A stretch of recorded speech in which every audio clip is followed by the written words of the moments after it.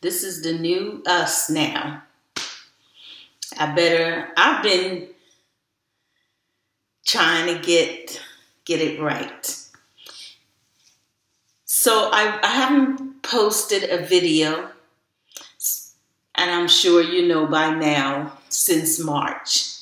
I've been away working, and I did an assignment in New York City. And based on what you hear on the news, I'm pretty sure you have a lot of questions, but you can just leave your comment. So I wanted to come out here and say that I know I've been away, but now I'm back. You may see me coming in and out consistently. When you're working, I can't post a video. So this is the new us, face mask. You know, when I came back to Georgia, I know there's a lot of controversy going on that Georgia shouldn't open up because of what the crisis that's going on now, the pandemic. And I came back in it, but I felt like all around me, it was as if Georgia was already open. So I didn't, before that, let me take you back before I went to New York.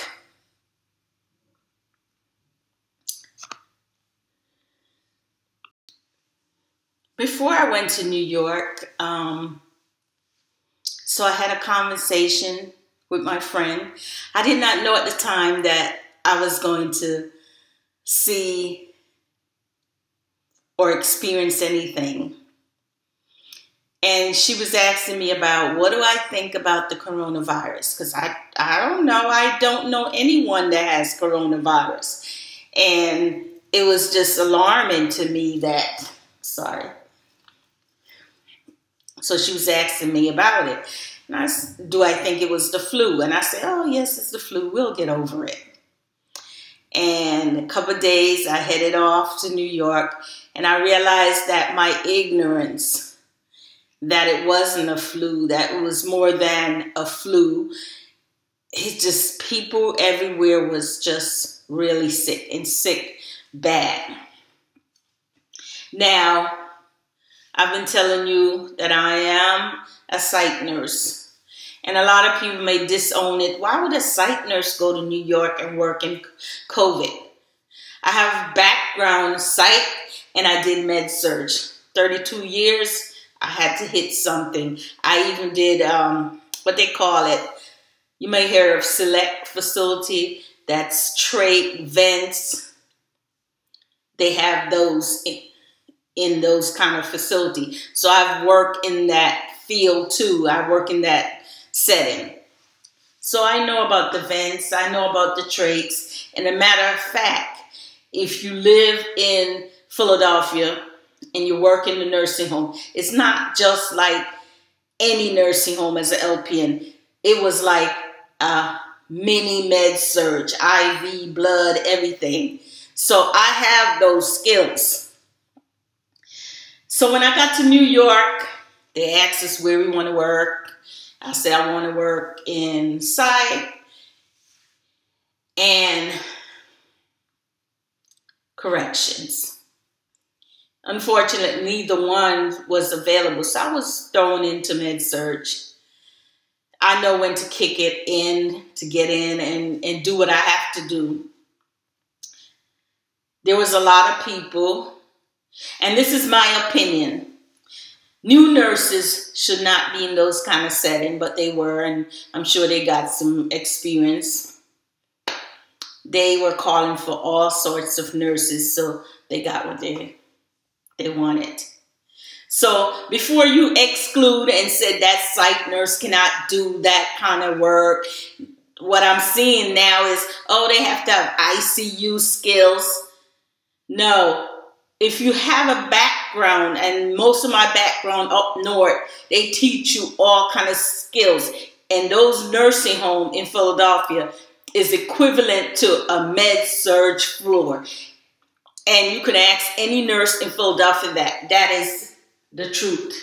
you're thrown into things that you never even imagined you could do, IV, bloods, whatever. So I was able to bounce. It wasn't really a med surge. It was intense, I would say, intense med surge. I can understand why they thought it was a level of ICU. The ICU nurses in the hospital were doing their things. Big up to the nurses in Elmhurst. They really, those are my crew, and I'm proud of them. They make us look good. They make the company, we make the company look good. But that's not the point. The point is, I realized that I was ignorant. I was ignorant. I thought it was the flu. That's not the flu. But I came out here to reflect that we all have these assumptions. You may call it pessimistic, or I may be, some people may say I'm negative, but I didn't know. So I can honestly say I was ignorant. And it changed my whole, just working in New York, working with nurses from all over the state. I kind of changed my views. I was thinking about this when I was in New York. I'm going to take it back a little. Now I understand. It's like when you go into a situation and you there and you're working, like for instance, I had all my patients. Some was young, some were old, and they didn't know that if they were going to be here with us again. And there was nobody to visit them. That was one of my patients just hit me right here. He was like maybe 40. Didn't know. And then it even hit me closer to home when it was nurses that were getting sick. And why am I doing this video? To say that you want to open up the state. Does it mean that because I'm back home, because there's some nurses still there, that it's decreasing, we're not going to have this anymore, the flu is over with? No, we really don't know. So you still got to take precaution. As far as me wearing N95 24/7, it won't happen. Because part of the reason why I came home, I had this, if that's migraine, and I never had migraine before, the headache was awful. And I thought the headache was, I was getting really sick because it wasn't much to eat. And I'm very picky, and I think that was the reason. And it was very hot. The gown, the gloves, the shield, the mount, N95. It's hot. And what I found out, and I found that out when I was on my way home, a nurse practitioner told me it's the mask that was giving me the headache, because no one seems to know what was it. And I think a lot of nurses, I heard that they were having the same symptoms, the headache, the headache, the headache. Taking Tylenol was not relieving those headaches. It's the CO2 that we rebreathe in.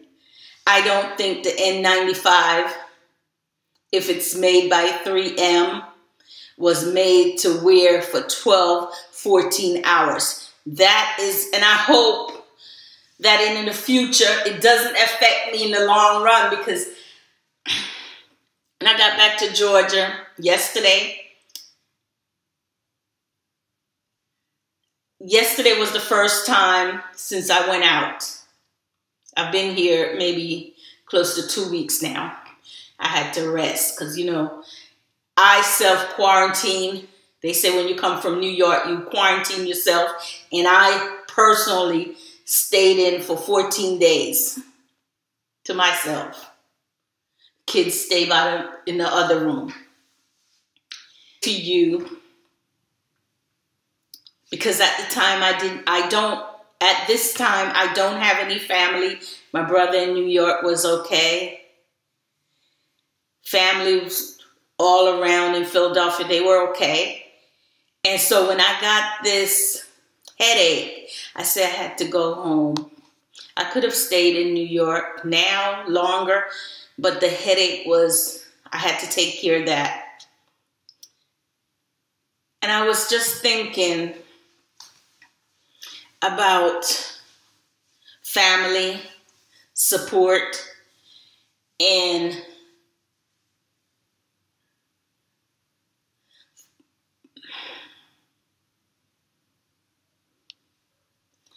just being there. And the reason why I went into nursing, the reason why we go into nursing to help. And it just come together for me. I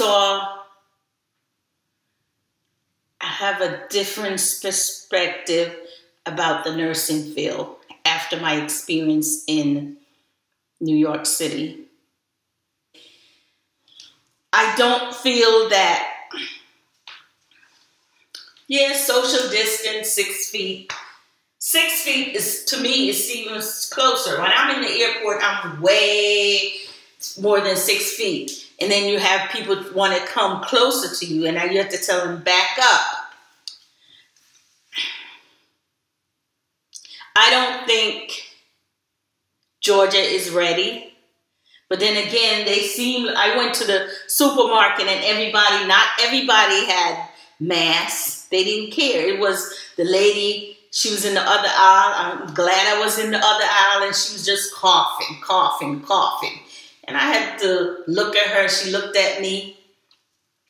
She didn't care. It's like they don't care. No one is taking it serious. And you know why? Because they were probably like me, ignorant, think, oh, I don't know nobody with the virus. I got to know a lot of nurses that had it. I work with the nurses that I'm asking, are you okay? Are you okay? So we don't want to admit it until it happened to us, until someone close to us have it, then we understand. So kids, you're out there, parents, you're out there partying and thinking, don't get me wrong, I'm just saying as a nurse, I was ignorant too. My thought, this is going to pass. The flu passed after a while, right? That's why they wanted you to get that flu shot. So I didn't have that, oh, it's a serious, until I get into the serious.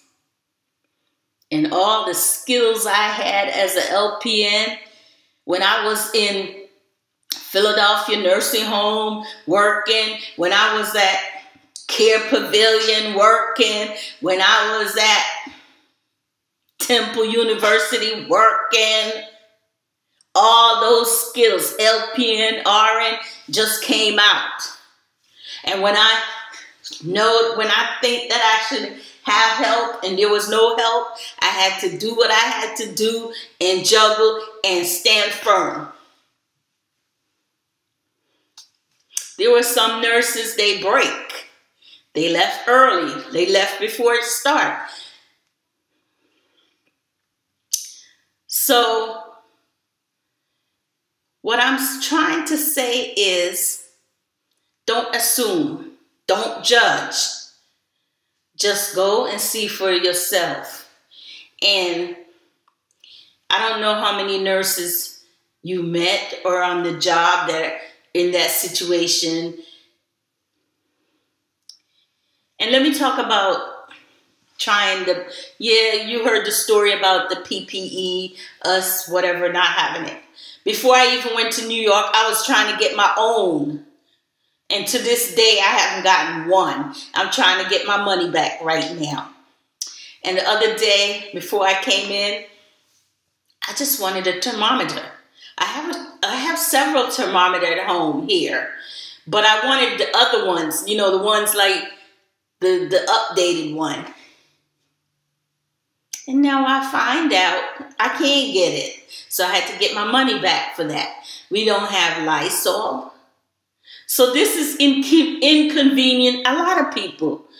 But what I see about this crisis, the good thing, yeah, those were the bad thing, you may say. I mean, you may think I'm doing something negative, saying something negative, though we're bad. But there's some good things too come out of this experience. And I hope you find that too. Family, support, helping each other, unity. You know, one of the things that I had dreamed about, and I won't even discuss it anymore, about the nursing profession, because my whole persona, my whole perspective about that has changed, and we'll talk about that later. I realize now some things, but it makes me cherish being home, being locked in. That's what I want to say. You get to know your kids. You start cooking. My kids were sending me video where they're cooking, actually get up and cook something, and they had competition about each other, what we're going to cook. And I enjoy those special moments, even though I wasn't there. They say I don't listen. You know, your kids may say you don't listen. This is the time that you're home. And I know the concern that we don't have any money coming, unemployment not coming. Cherish those little moments of togetherness. And while I was coming on the airport and I saw a family together, this week I'll be reviewing some products that I think that you may like or you may be able to use. Alternative to Lysols, what I use to keep me, I say keep me safe during the pandemic, what I use. And I'll review it and let you know how it is. Have a wonderful day or night in your state or your country.